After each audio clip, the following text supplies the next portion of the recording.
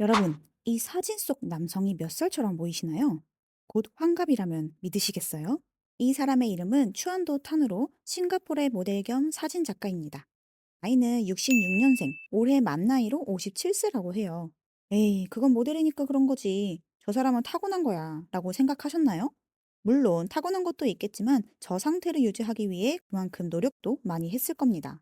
한 인터뷰에서 나는 내가 먹는 그 자체다. 나는 내가 먹는 것으로 이루어진다. 라는 기본 원칙에 따라 자신의 건강 상태와 외모는 70%가 음식, 30%가 운동에 달려 있다고 했습니다.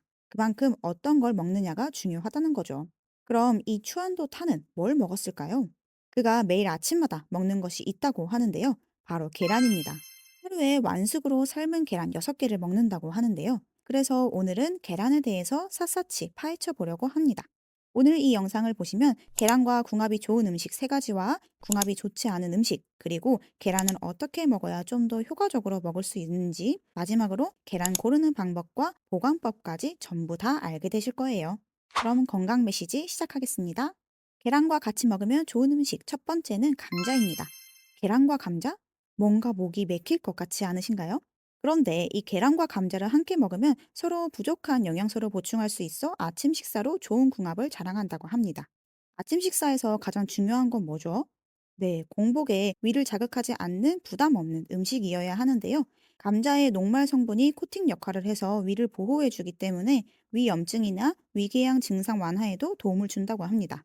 실제로 103세 김형석 연세대학교 명예교수님도 아침 식사로 계란과 감자를 드신다고 하죠. 그런데 완전 식품이라 불리는 이 계란에도 부족한 것이 딱 2가지가 있는데요. 바로 식이섬유와 비타민 C입니다. 이 부족한 영양소를 감자가 채워줍니다. 아니, 감자에 비타민 C가 있다고요? 흔히 감자에는 탄수화물이 많다고만 인식되었을 텐데요. 사실 비타민 C도 풍부합니다. 더 좋은 점은 열을 가해도 비타민 C가 파괴되지 않는다는 점인데요. 놀랍지 않나요? 보통 야채를 끓이면 비타민 C가 파괴되어 생으로 먹는 것이 좋다고 알려져 있지만 감자의 전분이 방어막을 형성하여 이 비타민 C가 덜 파괴된다고 합니다. 그렇다면 감자와 계란 어떻게 먹으면 좋을까요? 아침에 간단하게 먹기에는 반숙과 삶은 감자를 같이 먹으면 좋습니다. 그 외에 감자 달걀국, 감자 오믈렛, 감자채전, 감자 계란 볶음 등으로도 먹을 수 있습니다. 계란과 같이 먹으면 좋은 음식 2번째는 시금치입니다. 시금치에는 항산화 물질인 베타카로틴이 풍부한데요. 세포의 손상을 막아 항암 효과, 노화 방지 등 다양한 효능이 있습니다. 이 항산화 물질, 베타카로틴을 계란과 함께 먹으면 흡수가 더 잘 된다고 하는데요. 베타카로틴이 지용성이 있기 때문에 계란 노른자에 있는 지방 성분과 함께 먹을 때 흡수율이 증가된다고 합니다. 뿐만 아니라 시금치에는 눈에 좋은 루테인, 제아잔틴, 비타민 A도 풍부한데요. 계란에도 루테인과 제아잔틴이 있어 시금치와 계란을 같이 먹으면 눈의 망막을 보호하고 녹내장과 항반변성의 발생률을 줄여주는 데 도움을 줍니다. 그런데 시금치와 계란, 궁합이 안 좋다는 말 들어보신 적 있으신가요? 시금치의 수산염이 계란 노른자에 있는 철분과 결합하여 철분의 흡수를 떨어뜨리기 때문이라는데요. 여기 해결할 수 있는 방법이 있습니다. 바로 시금치를 데쳐 먹는 것입니다. 시금치를 물에 삶으면 수산 함량이 30%에서 최대 87%까지 줄어든다고 합니다. 그렇다면 시금치와 계란 어떻게 먹으면 좋을까요? 시금치 계란볶음, 시금치 계란 오믈렛, 시금치 계란말이, 시금치 계란국 등으로 맛있게 먹을 수 있습니다.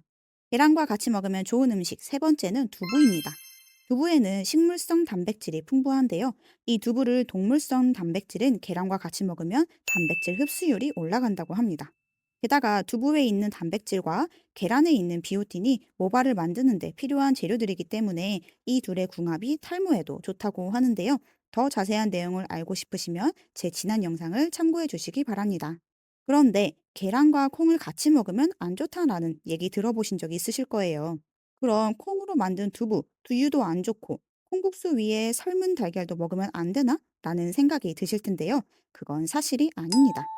계란과 콩을 함께 먹으면 콩에 들어있는 트립신 억제제라고 하는 성분이 계란 흰자의 아비딘이라는 단백질 분해를 어렵게 만들어 소화불량을 일으킬 수 있다고 합니다. 그러나 이 트립신 억제제는 열에 약한 성질이 있는데요. 콩에서 두부, 두유, 콩국수를 만들 때 어떻게 하죠? 네, 열을 가하게 되죠. 따라서 콩과 계란은 조심해야 하지만 콩으로 만든 두부, 두유는 같이 먹어도 괜찮다고 합니다. 그렇다면 두부와 계란 어떻게 먹으면 좋을까요? 두부 계란 볶음, 계란 두부 토스트, 두부 계란말이, 두부 계란 부침 등으로 맛있게 먹을 수 있습니다. 이렇게 해서 계란과 같이 먹으면 좋은 음식 총 3가지를 알아봤는데요. 사실 이 3가지 외에도 계란과 궁합이 좋은 음식으로는 토마토, 브로콜리, 양파, 치즈 등 무궁무진합니다. 오히려 잘 맞지 않는 음식을 찾는 것이 더 어려울 정도인데요. 그래도 이것만큼은 계란과 먹지 마시기 바랍니다. 다이어트 대용으로 혹은 아침에 간단하게 삶은 달걀을 먹는 경우가 있는데요. 삶은 달걀이 퍽퍽하기 때문에 녹차와 같은 차와 함께 드실 거예요. 그런데 녹차와 계란 궁합이 좋지는 않다고 합니다.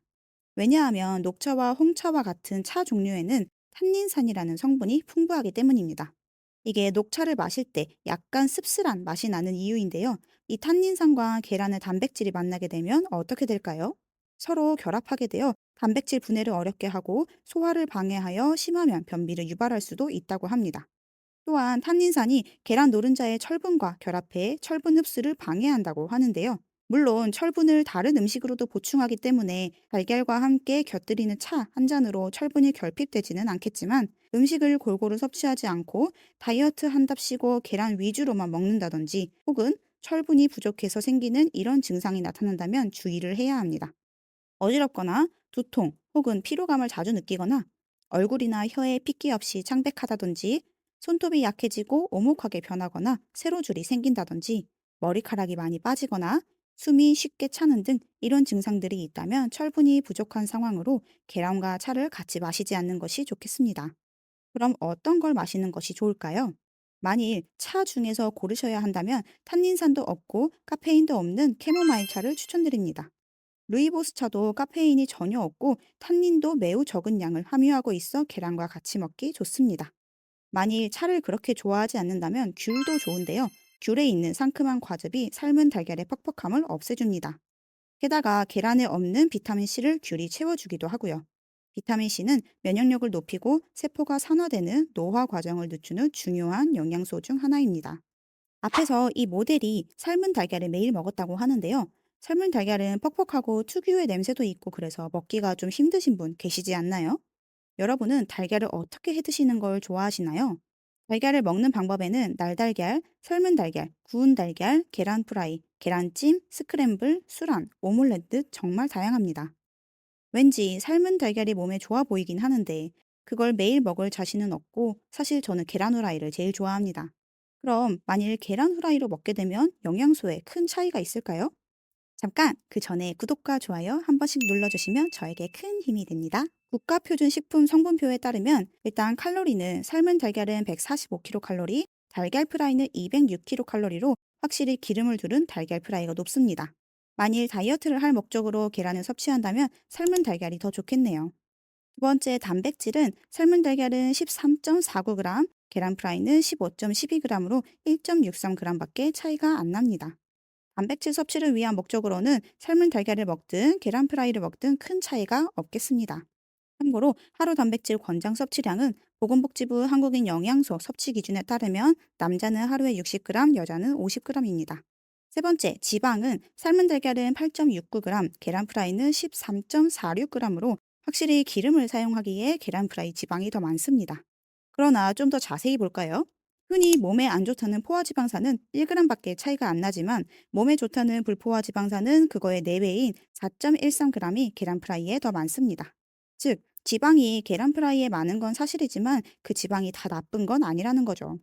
그러나 이때 어떤 기름을 쓰느냐가 중요한데요. 저는 올리브유를 추천드립니다. 올리브유는 불포화 지방산이기 때문에 콜레스테롤과 중성 지방을 낮춰주는 좋은 역할을 해줍니다. 올리브유 내에서도 등급이 있는데요. 그 중에서도 최상급인 엑스트라 버진을 선택하시길 바랍니다.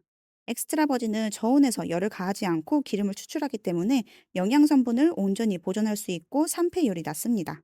만일 그래도 기름이 부담되신다면 기름 대신 뜨거운 물을 사용해서 뚜껑을 덮고 프라이를 하면 술안을 먹는 듯이 부드럽게 먹을 수 있다고 합니다. 어떠신가요?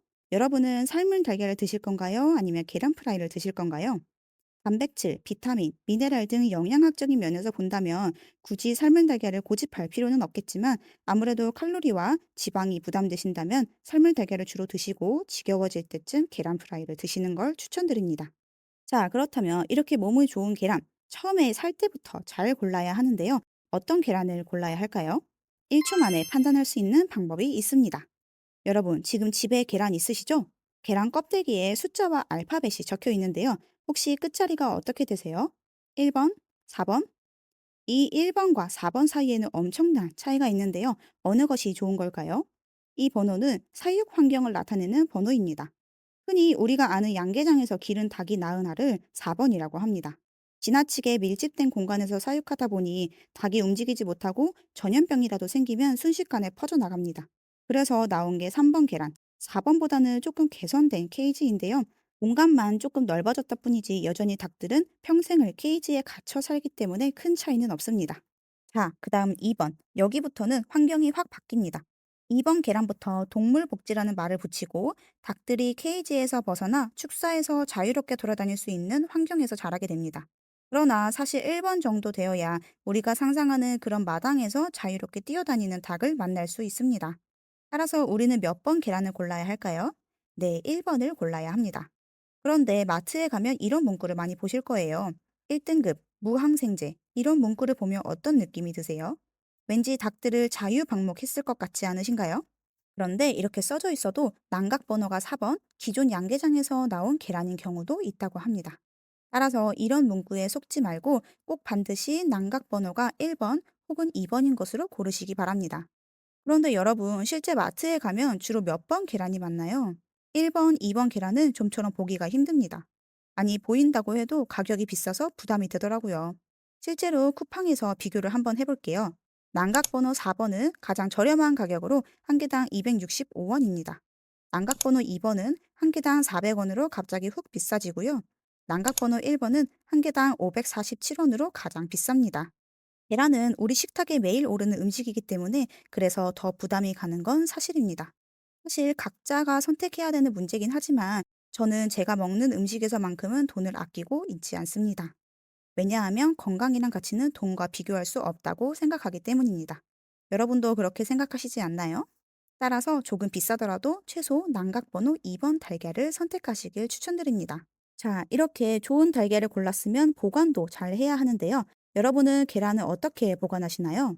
그냥 냉장고에 있는 계란판에 보관하면 안 되냐고요? 자, 이 세 가지를 기억하시면 최소 3주 이상 달걀의 싱싱함을 유지할 수 있다고 하는데요. 첫 번째, 뾰족한 곳이 아래로 보관해 주세요. 계란을 자세히 보시면 한쪽은 조금 뾰족하고 한쪽은 조금 둥근데요. 이 둥근 부분에 숨을 쉬는 기공이 있기 때문에 여기가 위로 향해야 달걀도 숨을 쉴 수 있다고 합니다. 두 번째, 계란판에 보관해 주세요. 달걀은 냄새를 흡수하는 성질이 있기 때문에 주변 냄새를 흡수하게 되면 신선도가 떨어질 수 있어 뚜껑을 닫아서 보관하는 것이 좋은데요. 이런 달걀 보관함에 넣어서 보관하시면 좋습니다. 그러나 너무 밀폐하게 되면 공기가 안 통해서 변질될 위험이 있는데요. 대부분 시중에 나와 있는 달걀 보관함에는 공기 구멍이 있어 괜찮다고 하네요. 그러나 이런 보관함이 없더라도 걱정 마세요.